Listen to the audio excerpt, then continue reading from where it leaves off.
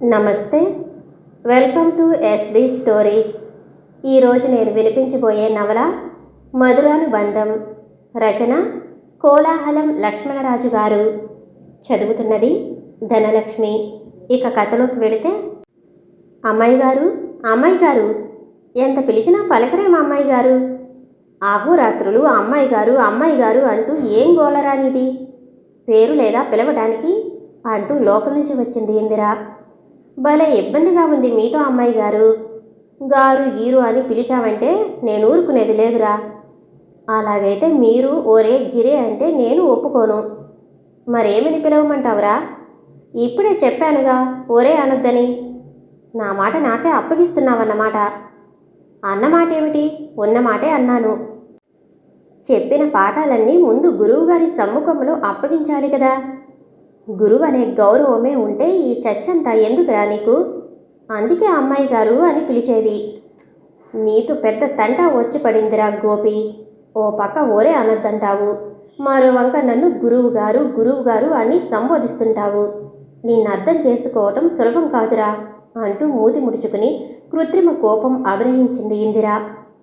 ఇది అర్థం చేసుకోలేని క్లిష్ట సమస్య అంటారా? పెద్దదో చిన్నదో చెప్పందే నాకెలా బోధపడుతుంది? నన్నేమో ఆ అమ్మాయి గారు అని పిలవద్దంటారు. అదేమిటంటే చిన్నబుచ్చుకుంటారు. నీ జ్ఞానం రోజు రోజు అభివృద్ధి చెందుతున్నది గోపి. ప్రతి క్లాసులో ఫస్ట్ మార్కులు సంపాదించే గురువుగారికి చేసిన శుశ్రూష వృధా పోతుందా? నీ తెలివికి సంతోషించాం కానీ నేను ప్రశ్న అడుగుతాను, సూటిగా జవాబిస్తావురా? ఒక్కటి కాదు 1000 ప్రశ్నలు అడగండి, తడుముకోకుండా జవాబిస్తాను. దిక్కులేని దాన్ని ఇంతవరకు పోషించి చదివించేవాడిని నేనెలా గౌరవించాలి గోపి? ఇదిగో నాకు లేనిపోని గొప్పలంటగట్టారంటే పారిపోతాను ఇక్కడి నుంచి అమ్మాయి గారు. పారిపోతే వదిలిపెడతాననుకున్నావా? చెవులు పట్టుకు లాక్కొస్తారా? సరేలే, చివరికంట ఈ మాట జ్ఞాపకం ఉంటుందో లేదో చూద్దాంగా. ఉంటుందో ఉండదో సమయం వచ్చినప్పుడు తెలుస్తుందిలేరా. జీవితంలో ఎప్పుడో ఒకప్పుడు ఆ పరీక్ష సమయం కూడా వస్తుందిలేండి. కానీ అందరిలో నిన్ను ఓరే అని పిలవటం అందంగా లేదు. పెద్ద పెద్ద మాటలు ప్రయోగిస్తున్నావురా ఈ రోజున. ఆ అమ్మాయి గారు మానేస్తే అరే అనను. అదేం కుదరదు. కులంలో వయసులో మీరు పెద్దవారు, నేను అన్నిటిలో మీకంటే తక్కువ వాణ్ణి. కాబట్టి ఇద్దరం సమానం ఎట్లవుతాం? మాటి మాటికి కులం తక్కువని, కులం లేని వాణ్ణని నిన్ను నువ్వు కించపరుచుకోవద్దు. అది నా హృదయానికి లోతైన గాయం కలిగిస్తుంది గోపి. అగ్రవర్ణస్థులమని అహంకారంతో రొమ్ములు విరుచుక విర్రవీగేవారికి నీలో ఉన్న ఉత్తమ గుణాలు సహస్రాంశమైన లేవు. నేడు కులానికంటే సంఘంలో గుణానికే ఉన్నత స్థానం ఉంది.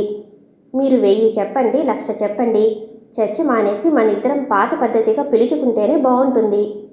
ఏమంటారు అమ్మాయి గారు? సరేలే, నీ మాట ఎప్పుడు కాదన్నాను. ఏదో హడావిడిగా వచ్చి అనవసర సంభాషణలో పడ్డామేమ్రా గోపి.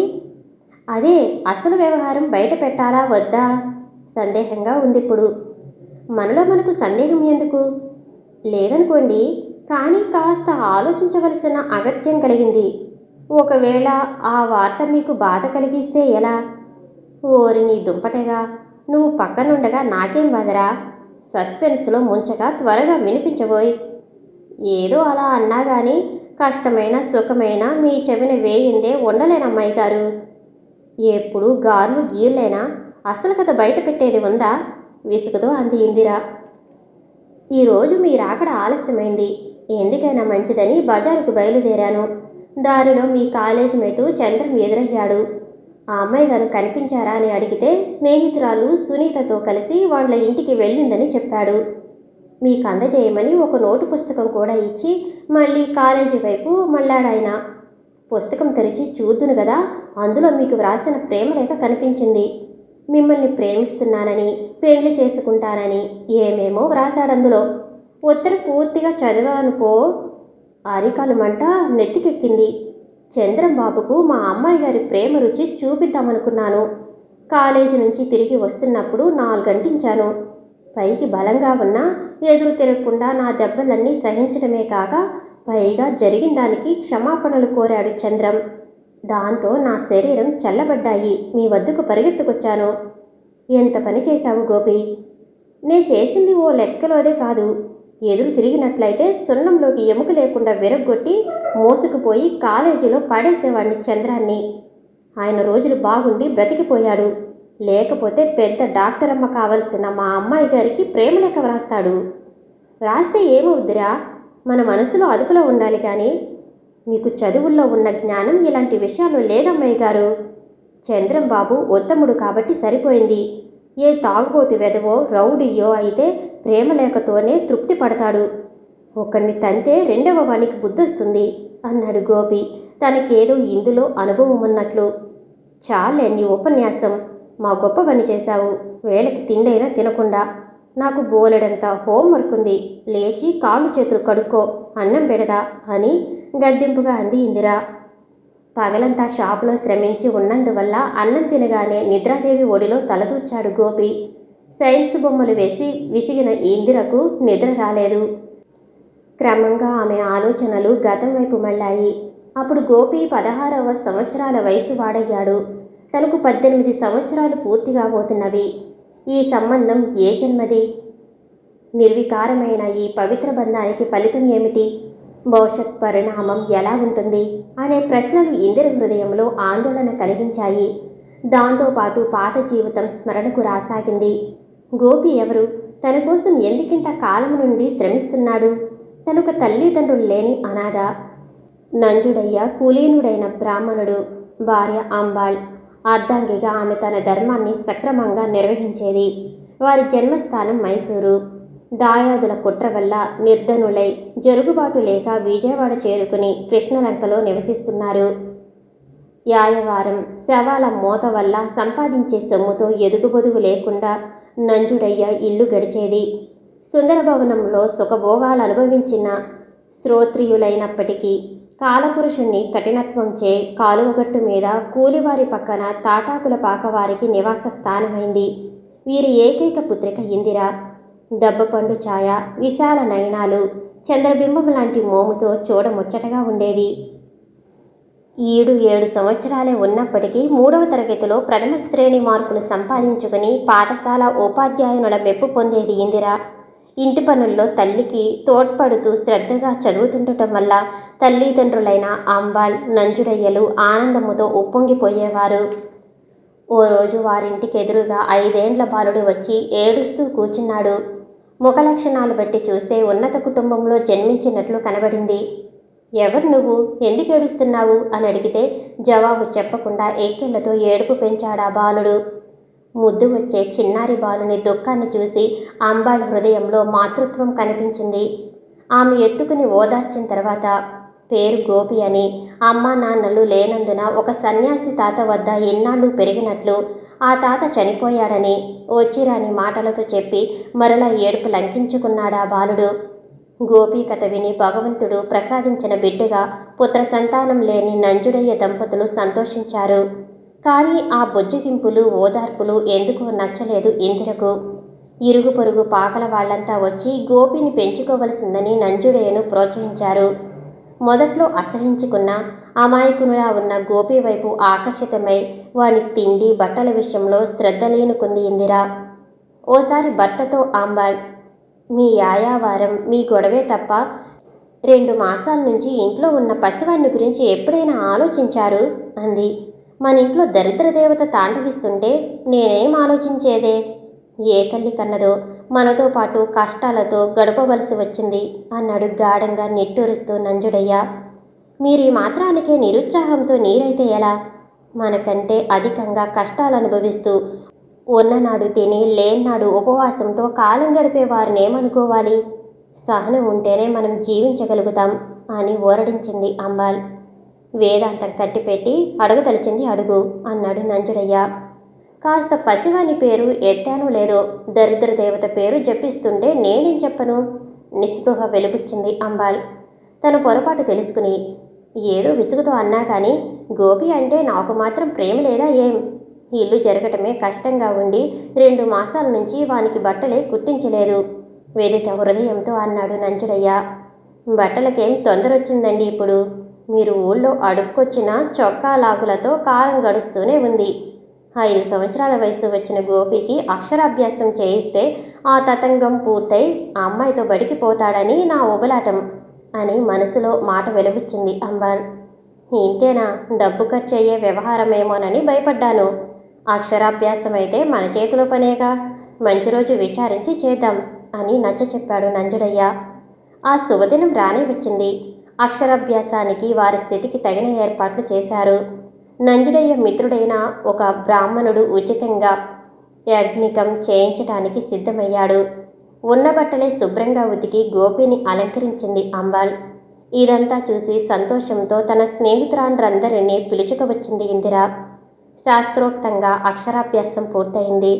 ఉల్లాసంగా పెద్దలు చెప్పినట్లు చేశాడే కానీ బడికి వెళ్ళవలసిన అవసరం కలుగుతుందని పసివాడైన గోపి ఊహించలేకపోయాడు. మరుసటి రోజు బడికి పంపారు గోపిని. అదే రోజు నేరం చేసిన ఓ విద్యార్థిని టీచరు తీవ్రంగా దెబ్బలు కొట్టడం గోపి హృదయంపై చెరగని ముద్ర వేసింది. ఇది చూసిన తర్వాత ఆ బాలుడు బయటికి వెళ్ళనని మారం చేశాడు. ఎవరెంత నచ్చ చెప్పినా ససేమీరా అని ఏడుపు మొదలుపెట్టాడు. లేత మనసు నొప్పించకూడదని, కొంతకాలం జరిగితే అలవాటు కావచ్చని నంజుడయ్య దంపతులు నిర్ణయించుకున్నారు. తర్వాత ఎప్పుడు బడి ప్రస్తావన తెచ్చినా ఏడుస్తూ వెళ్ళనని మొండికేసేవాడు గోపి. అందుచేత చదువు ప్రసక్తి లేకుండా 2 సంవత్సరాలు గడిచింది. ఇంటి దగ్గర గోపి నిరర్ధకంగా ఉండేవాడు కాడు. అంబాలు వద్దంటున్న గృహ కృత్యాల్లో ఆమెకు తోడ్పడేవాడు. పంపు నుండి చిన్న చిన్న పాత్రల్లో నీరు నింపి తీసుకురావటం, చెంబు తబ్బేళాలు తోమడం నేర్చుకున్నాడు. ఆచార వ్యవహారాలు, సనాతన సాంప్రదాయాలు జీర్ణించుకున్న కూలీన బ్రాహ్మణులైన అంబాళ్, నంజుడయ్యలు అనాథుడైన గోపిని పూర్తిగా తమలో కలుపుకోలేకపోయారు. అంత మాత్రాన వారిలో వాత్సల్యం, ఆదరణ లోపించిందని చెప్పలేము. ఇరుగు పొరుగున ఉన్న తన వయసు బాలురు తట్టలు మూటలు మోసి దొరికిన చిల్లర డబ్బులు తమ తల్లిదండ్రులకు ఇవ్వటం గమనించి ఓ రోజు కూలికెళ్ళాడు గోపి. లభించిన కూలీ తెచ్చి ఇంద్ర చేతిలో పెట్టి, అమ్మాయి గారు, ఇవాళ ఏం చేశానో చూశారా? ఏదో మహత్కార్యం సాధించినంత సంతోషంతో అన్నాడు. ఏం చేశావు? ఎక్కడి నుంచి తెచ్చావి డబ్బులు? ఆశ్చర్యంతో అడిగింది ఇందిర. ఎక్కడి నుంచి అంటారేం అమ్మాయి గారు, పక్కింటి ఎల్లిగాడితో కూలికెళ్ళి సంపాదించాను గర్వంగా చెప్పాడు గోపి. సమీపంలో ఉండి ఆ సంభాషణ విన్న అంబాల్, ఈ వయసులో కూలి చేయటం ఏమిట్రా, హాయిగా వేళకు తిని బళ్ళో చదువుకోక మందలించింది. నాకు చదువులెందుకు అమ్మగారు, ఇంకాస్త పెద్దోని అయితే రిక్షా తొక్కి రోజుకు 4-5 రూపాయలు సంపాదిస్తాను. అప్పుడు చదువుకున్నోళ్ళంతా నా కింద బలాదూర్. పిట్ట కొంచెం కోత గనమన్నట్లు నిండా 7 ఏండ్లు లేవు, అప్పుడే ఎంత వాడయ్యావరా? ఏమైనా సరే, రేపటి నుంచి నిన్ను బలవంతంగానైనా బయటికి తీసుకెళ్తాను బెదిరించింది ఇందిర. మీరలా అంటే చెప్పకుండా నేనేటైనా పారిపోతానమ్మాయి గారు. ఎక్కడున్నా వెతికి నీ చెవి పట్టుకుని లాక్కొస్తారా? నేను పారిపోవను వద్దు, మీరు లాక్కురాను వద్దు. చదువు మానేసి మీరు ఇంటి పనుల్లో అమ్మగారికి సహాయపడండి. నేను బాబుగారి వెంట వెళతాను. కూసేగాడిద మేసేగాడిదను చెడగొట్టినట్లుందిరా నీ తీరు అని అంబాళ్ అంటుంటే అప్పుడే బజారు నుండి వచ్చిన నంజుడయ్య చిరునవ్వుతో, తల్లి కూతుళ్ళిద్దరూ కలిసి మా గోపిని అల్లరి చేస్తున్నారే అన్నాడు. అది కాదు నాన్న, ఇవాళ వీడేం ఘనకార్యం చేశాడో చూశారా? పక్కింటి ఎల్లిగాడితో మూటలు మోసి పావలా తెచ్చాడు. వీణ్ణి కూలికి ఎవరెళ్ళమన్నారు? పైగా చదువు మాని నన్ను ఇంట్లోనే ఉండమని సలహా ఇస్తున్నాడు. కృత్రిమ కోపంతో గోపి మీద ఫిర్యాదు చేసింది ఇందిర. అదా రాతాంతం, చిన్నతనంలే అమ్మా వాడికి, ఆటకులుతనానికి పిల్లలతో కలిసి వెళ్ళుంటాడు సమ్మతించాడు నంజుడయ్య. చదువా? నాకు రాదు. పని లేకుండా సోమరిగా తిరగటం నా వల్ల కాదు. కాబట్టి శరీర కష్టం చేసి గొప్పోణ్ణి కావాలని దీవించండి బాబుగారు అంటూ నంజుడయ్య కాళ్లకు మోకరిల్లాడు గోపి. పారవస్యంతో లేవనెత్తి గోపిని కౌగిలించుకుని, చిన్నారి గోపి, నీవు కారణంశ సంభూతుడువు కానీ సామాన్య బాలుడువు కావు బాబు. దీర్ఘాయురారోగ్యాలతో ఉన్నత విద్యనార్జించి పెంచిన మాకు, కన్న భారతాంబకు మహోపకారం చేయగలిగిన ప్రతిభావంతుడివై పేరు ప్రఖ్యాతులు సంపాదించి వర్ధిల్లు తండ్రి అని ఆశీర్వదిస్తుంటే నంజుడయ్య స్వరం పుత్రవాత్సల్యంతో గాద్గదికమైంది. ఆ ముద్దు మాటలకు ముగ్ధురాలై గోపినెత్తుకుని అనూహ్యమైన ఆహ్లాదాన్ని పొందింది అంబాళ్. ప్రతిరోజు చిన్న చిన్న కూలి పనులు చేసి దొరికిన చిల్లర ఇంద్రచేతికిచ్చేవాడు గోపి. వాడి బట్టలు, అన్నం మొదలైన పనులామె శ్రద్ధగా చూసుకునేది. 10-12 సంవత్సరాల వయసు వచ్చేసరికి ఇద్దరూ పరస్పరం ఆత్మీయుల్లా సన్నిహితులయ్యారు.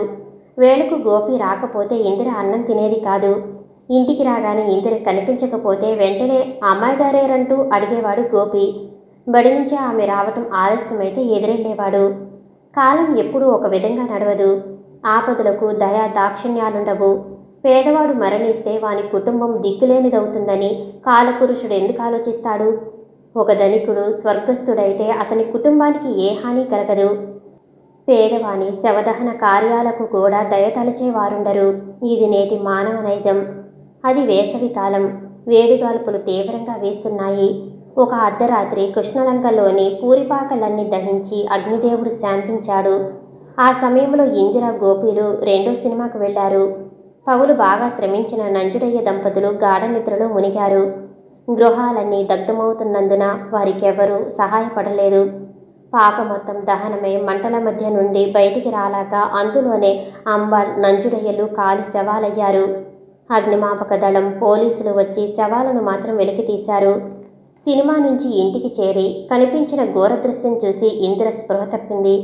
గోపికి కూడా దుఃఖం పొర్లుక వచ్చింది. కానీ ఇందిర స్పృహ తప్పటం అతని హృదయాన్ని అధికంగా కలిచివేసింది. ఏమీ తోచక అటునిటు కదిలించినా ఆమెకు తెలివి రాకపోయేసరికి బిగ్గరగా ఏడవసాగాడు గోపి. ఇద్దరిని హాస్పిటల్కు చేర్చి తమ కర్తవ్యాన్ని నిర్వర్తించుకున్నారు పోలీసులు. ఆ సమయంలో వారు అంతకన్నా చేయగలిగింది లేదు. డాక్టర్లు చాలా ప్రయత్నం చేశాక తెలివి కలిగి పక్కనే ఉన్న గోపితో, మనం ఎక్కడున్నామంది ఇందిరా? హాస్పిటల్లో అన్నాడు నెమ్మదిగా గోపి. ఎందుకొచ్చామిక్కడికి? అమ్మా నాన్న ఏరి? నాకేమైంది? గోపి నుండి జవాబు రాలేదు. నాన్న అమ్మ ఏమయ్యారా? అసలేం జరిగిందిరా? రెట్టించి అడిగింది ఇందిర. ఇంకెక్కడమ్మా బాబులమ్మాయి గారు అగ్గిలో బుగ్గయ్యారు. ఆ మాట విని ఇందిర అమ్మ నాన్న అంటూ బిగ్గరగా ఏడ్చింది. చేసేది లేక గోపి కూడా ఆమెతో శృతి కలిపాడు. ఏడుపులు విని నర్సులు, డాక్టర్లు వచ్చి ఏడుపు మానమని భయపెట్టారు. ఫలితంగా వారి దుఃఖం ద్విగుణీకృతమైంది. మార్గాంతరం లేక ఇద్దరిని మత్తులో పరుండబెట్టి ఇంట్లోకి వెళ్లారు హాస్పిటల్ అధికారులు. తెల్లవారింది. నర్సులు, డాక్టర్లు వచ్చి తమ పనుల్లో నిమగ్నులయ్యారు. అప్పటికీ ఇందిరా, గోపిలకు మత్తు వదలనందున శీతలోపచారములతో మత్తు వదిలించారు నర్సులు. జరిగింది జ్ఞాపకం వచ్చి గతాన్ని కలగా భ్రమించారిద్దరు. అక్కడి నుంచి వెళ్ళమని డాక్టర్లు హెచ్చరించిన పక్కల నుండి కదల్లేదు.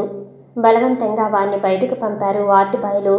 ఆ సంఘటన గోపి హృదయంపై మాయని గాయం చేసి భావి చరిత్రకు బలమైన పునాదులు వేసింది.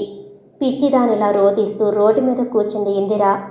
ఎంత ఓదార్చినా దుఃఖం ఉపశమించనందువల్ల ఎదురుగా ఉన్న ఏలూరు కాలువలో దూకుతానని పరిగెత్తాడు గోపి. ఆ హఠాత్ సంఘటన ఇందిర దుఃఖాన్ని పటాపంచలు చేసింది. వెంటనే తాను పరిగెత్తి గోపి చెయ్యి గట్టిగా పట్టుకుని, ఒక్కడవే వద్దురా, కలిసికట్టుగా ఇద్దరం కాలువలో దూకి చచ్చిపోదాం అంది. ఇద్దరం ఎందుకు చావాలి? నువ్వెందుకు దూకపోయావు? మీ దుఃఖం చూడలేక. అయితే నిజంగా చావాలని లేదా నీకు? మీరు దుఃఖం మానకపోతే నిజంగా చచ్చిపోతాను. నా కోసం నువ్వు మరణించటం ఎందుకురా? దీనికి జవాబు తోచటం లేదమ్మాయి గారు. నా అన్నవారు లేకుండా ఎలా బ్రతుకుదాం గోపి? భయం లేకుండా ఉండాలి కానీ బ్రతకటానికి 10 మార్గాలు. అమ్మ నాన్నగారులు లేరనే విచారం తప్ప మనకేమీ తక్కువ కాదు. నేను కూలి పని చేసి సంపాదించగలను. మీరు వంట చేసి బడికి వెళ్ళొచ్చు. ఇంకా కొన్నాళ్ళు జరిగితే రిక్షా తొక్కే బలం కలుగుతుంది నాకు. అప్పుడు ఆదాయం కూడా పెరుగుతుంది. కాబట్టి మన జీవనోపాధికేం లోపం అని పెద్ద హీరోలా ధైర్యంగా ఎదురు ప్రశ్న వేశాడు గోపి. నాకు చదువుపై ధ్యానం లేదు గోపి. నీతో పాటు నన్ను కూలికి తీసుకుపో. మా బాగుంది మీ ధోరణి.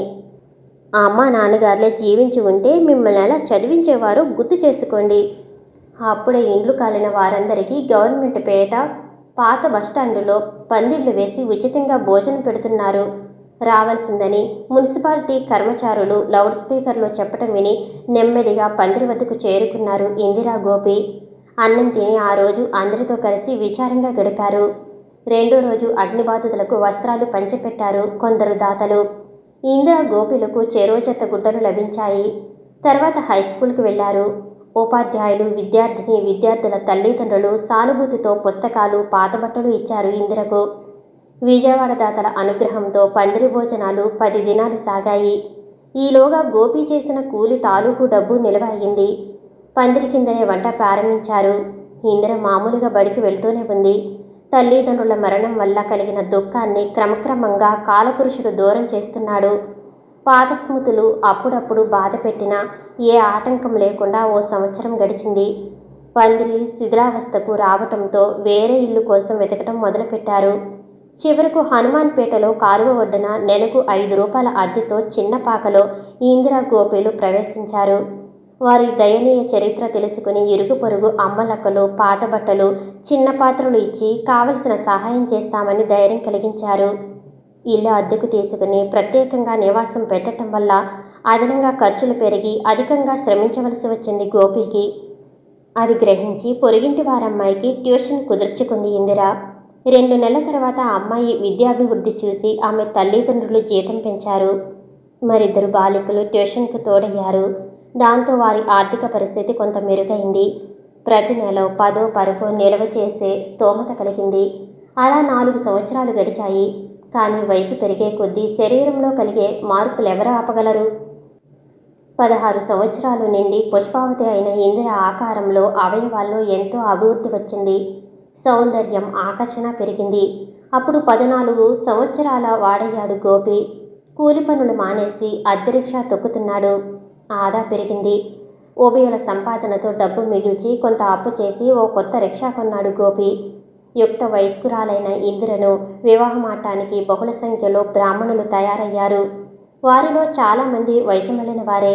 పెద్దవారు లేనందువల్ల ఇరుగు పొరుగు అమ్మలక్కలే పెళ్లి పెద్దలై ఉభయ పక్షాల తరపున రాయబారులకు ప్రధాన పాత్ర వహించారు. వివాహానికి విముఖురాలైనందువల్ల వారి సూటిపోటి మాటలకు గురైంది ఇందిర. పొద్దుకుంకులు రిక్షా తొక్కి రాత్రి 10 గంటలకు ఇల్లు చేరిన గోపికి వాడిపోయిన ముఖంతో శోకదేవత మూర్తి భవించినట్లు కనిపించిందామె. కంగారుగా గోపి, ఏమిటమ్మాయి గారు విచారంగా ఉన్నారు ఈవేళ అడిగాడు. ఎవరేమైనా అన్నారా? అంతకు జవాబు రాలేదు. దాంతో గట్టిగా అమ్మాయి గారు కేకేశాడు గోపి. ఏమిట్రా నీ కేకలు? వేసుకుంది ఇందిర. నవ్వుతూ నేను రాగానే పలకరించే మీ ముఖం కందిపోయింది. కారణం చెప్పి నా ఆందోళనను తొలగించకపోతే సహించలేను దీనంగా అడిగాడు గోపి. ఒకరి జోలికి పోకుండా జీవిస్తున్నా లోకం మనను బ్రతకనిచ్చేటట్లు లేదు గోపి. ఇరుగు పొరుగు వారి సంబంధాలు తీసుకువచ్చి పెండ్లి చేసుకోమని వేధించి అంగీకరించకపోతే నానా మాటలన్నారు నన్ను. ఓ సింతేనా? మరేదైనా ప్రమాదం ముంచుకొచ్చిందనుకున్నాను. ఇంకో బజారులో నివాసం పెట్టామంటే ఈ పీడ విరగడవుతుంది. అక్కడ కూడా ఇదే సమస్య ఎదురైతే ఏం చెయ్యాలిరా? అప్పుడు ఇలాగే జరిగితే మిమ్మల్ని హాస్టల్లో ఉంచి నేను ఎక్కడైనా ఉంటాను. నిన్ను ఒంటరిగా వదిలి నేను హాస్టల్లో ఉండలేనురా. అందులో ఇబ్బంది ఏముంది? నేను రోజూ వస్తూ ఉంటాను. చదివైనా మానుకుంటా కానీ నిన్ను వదిలి ఉండను. ఆ సమయంలో ఏమి చెప్పినా ఇందిర వినదని గ్రహించి, ఇప్పుడేం తొందర వచ్చింది, ఇల్లు మార్చిన తర్వాత ఆలోచిద్దాం అని గోపి ప్రసంగం మార్చాడు. అప్పటికే రాత్రి 12 గంటలైంది. చర్చల్లో ఇద్దరూ భోజనం మరిచారు. ఆలోచనలో మునిగి ఇందిర కనులు మూసింది. అలసిన గోపికి కూడా వెంటనే నిద్ర పట్టింది. తెల్లవారకు ముందే మేలుకున్న ఇందిరకు తప్పు తెలిసింది. తన అజాగ్రత్త వల్లనే గోపి ఉపవాసం ఉన్నాడని విచారం వేసిందామెకు. యవ్వన ప్రారంభం, సంబంధాల బెడద, భావి జీవితం తీరని సమస్యలైన ఇందిరకు అనుభవ శూన్యురాలైన కారణంగా ఆ చిక్కులను విడదీయలేక మానసిక శాంతికి దూరమయ్యింది. ఇల్లు మార్చినప్పటికీ పాత చరిత్ర ఆమెను బాధిస్తూనే ఉంది. అన్నిటికన్నా ప్రధానంగా గోపి గురించి. తాను గోపి ఎన్నాళ్ళు ఏ విధంగా కలిసి ఉండాలి? ఒకవేళ అతన్ని వదిలి ఉండవలసి వస్తే ఆ వియోగాన్ని భరించగలదా అనే ప్రశ్నలు ఇందిర హృదయంలో ములుకొల్లా అహోరాత్రులు వేధించసాగాయి. ఉండే ఇల్లు పడమటలో తాటాకుల పాక. పొరుగున నడివయస్కురాలైన మంగమ్మ ఉంది. ఆమెకు పురుష సంతానం లేదు. 4 ఆడపిల్లలే. 3 పుత్రికలు వివాహాలయ్యి హాయిగా కాపురం చేసుకుంటున్నారు. 4వ పుత్రిక నిర్మల 5వ తరగతి వరకు చదివి ఇంటి పనుల్లో తల్లికి సహాయం చేస్తున్నది. 10 సంవత్సరాల కింద భర్త మరణించాడు. ఆయన ఎక్సైజ్ డిపార్ట్మెంటు ఉద్యోగం చేస్తూ కట్టించిన గృహాల వల్ల అద్దె నెలకు 400 రూపాయలు వస్తాయి. తోడుగా పెన్షన్ 100. ఈ ఆదాయాలతో హాయిగా జీవిస్తూ కొంత నిల్వ చేసుకుంటున్నారు తల్లి కూతుళ్ళు. యుక్త వయస్కురాలైన నిర్మల వివాహం గురించి ఆలోచన మినహాయిస్తే మంగమ్మకే ఇబ్బందులు లేవు. పిల్లల కడుపు చూసి ఆకలిని, ముఖకళలను బట్టి వేదన అర్థం చేసుకునే శక్తి ప్రపంచంలో కన్నతల్లికి మాత్రమే ఉంది. మాతృహృదయం గల మంగమ్మ సానుభూతితో ఇందిర మనస్సులో మండే మంటను గ్రహించింది. ఏమైనా సరే ఈ చిక్కు విడదీయాలనే సంకల్పంతో గోపి లేని సమయంలో తీరిక చేసుకుని, బిడ్డ, నీ ముఖంలో సంతోష ఛాయలు చూద్దామన్నా కనిపించవుగా. పిల్లలు గలదాన్ని, అందులో నిన్ను కన్న కూతురులా చూసుకుంటున్నాను. నా దగ్గర సందేహం ఎందుకమ్మా? మనసులో గల బాధ బయటపెట్టు. నా చేతనైనంత సహాయం చేస్తాను అంది మంగమ్మ. హృదయంలో ప్రజ్వరిల్లే అగ్నిజ్వాలలు తనలోనే అణగారాలని ఎవరికీ తెలియకూడదనే మనస్తత్వమున్న ఇందిరకు మంగమ్మ సంభాషణ ఆశ్చర్యం కలిగించింది. పెద్దదానికి జవాబివ్వకపోతే బాగుండదని తెచ్చిపెట్టుకున్న నవ్వుతో, నాకేం విచారం పిన్నిగారు, హాయిగా తిని స్కూల్లో ఫస్ట్ మార్కులు సంపాదించుకుంటున్నాను. అసలు మీకు ఈ అనుమానం ఎందుకు వచ్చినట్టు? ఎదురు ప్రశ్న వేసింది ఇందిర. ఇంకా జీవితం అంటేనే అర్థం తెలియని వయసమ్మ అనేది. అనేక డక్కీలు మెక్కీలు తిని దీర్ఘకాలం కష్టసుఖాలు అనుభవించి వయసు మళ్ళిన నేను గ్రహించలేకపోతే ఇలాంటి గడ్డు సమస్యలు మరెవరు గ్రహించగలరమ్మా? చిన్నపిల్లవు, కన్న తల్లి చాటున పెరగవలసిన దానవు. కాలం కలిసి రాక ఇంటికి నువ్వే పెద్దవైనావు. నీ మనసును బాధించే వ్యవహారం బయటపెట్టి కొంత బరువు తగ్గించుకో తల్లి. ఆప్యాయంగా బుజ్జకిస్తూ మళ్ళీ అడిగింది మంగమ్మ. తల్లిదండ్రుల మాట వినగానే ఎక్కడలేని దుఃఖం ముంచుకొచ్చింది ఇందిరకు. ఓదార్చిన కొద్దీ దుఃఖం తారాస్థాయిని అందుకుంది. ఇందిర దైన్యస్థితిని గమనించిన మంగమ్మ హృదయం ద్రవీభూతమై కన్నీరు కాచింది. కానీ వెంటనే తుడుచుకుని కర్తవ్యం ఆలోచించింది. తన బుజ్జగింపులతో ఇందిర శోకించటం మానదు. గోపి సమక్షంలో ఆమె ఎన్నడూ దుఃఖించదు. ఇందుకు అతన్ని పిలిపించడం ఒక్కటే మార్గమని గ్రహించి గోపికి కబురు పెట్టకపోతే లాభం లేదు అని అతడి నుంచి లేచింది మంగమ్మ. గోపి మాట వింటమే తరువాయి మంత్రంతో బంధించిన సర్పంలా దుఃఖాన్ని అణిచిపెట్టి, పిన్నిగారు, మీ కాళ్ళు పట్టుకుంటాను, నా ఏడుపు గోపి చెవిని పడనీయవద్దు అని ప్రార్థించింది ఇందిర. నా అవివేకాన్ని మన్నించండి. అమ్మా నాన్నల ప్రస్తావనతో ఎంతో కాలంగా నాలో బలవంతంగా అణిచి ఉంచిన దుఃఖమంతా ఒక్కమారే పొంగుక వచ్చింది అంటూ తన చరిత్ర వివరించిందామె. నిజమేలే అమ్మా, చిన్నతనమైన చదువుకుంటూ ధైర్యంగా ఇంతవరకు నడుపుక వచ్చావు. సామాన్యమా మరి అని సానుభూతి చూపించింది మంగమ్మ. నా ఈ అభివృద్ధి గోపి అండవల్లనే జరిగింది. వాడు లేకపోతే నేనెప్పుడూ అమ్మా నాన్నలతో కలిసేదాన్ని. నిజమే బిడ్డ, ఏ తల్లి కన్నదో ఎలా పెరిగాడో కానీ గోపి అంత మంచి కుర్రవాణ్ణి నేనెచ్చటా చూడలేదు. అతని పరోపకార బుద్ధి సత్ప్రవర్తన చూసి ఆనందపడుతున్నాననుకో నేను. అలాంటి వాడి నీడన నీకు మాత్రం లోపమేముందమ్మా అంటూ ధైర్యం చెప్పింది మంగమ్మ. మీరు చెప్పిన దాంట్లో ఆవంతైనా అబద్ధం లేదు. కానీ గోపిని చదువురాన్ని మొద్దుని చేసి నేనొక్కదాన్నే విద్యావంతురాలనవటం స్వార్థం కాదా మరి? అది పరిశీలించాల్సిందే. ఎక్కడి నుంచో వచ్చి 4 కాలాలు మీ పంచన పడున్నందుకే ఇంత బృహత్తర బాధ్యత నిర్వర్తిస్తున్న గోపి భవిష్యత్తు గురించి ఓ నిర్ధారణకు రావటం మంచిదేనమ్మా. గోపి కోసం ఏం చేయాలో నా ఊహకందటం లేదు పిన్నిగారు. నన్ను దేవతగా ఆరాధిస్తున్నాడే తప్ప వేరే ఏ ఉద్దేశం అతనిలో కనిపించదు. ఏ కులం వాడో తెలియదు. నాకంటే వయసులో చిన్నవాణ్ణి గురించి నన్నేమి నిర్ధారణ చేయమంటారు?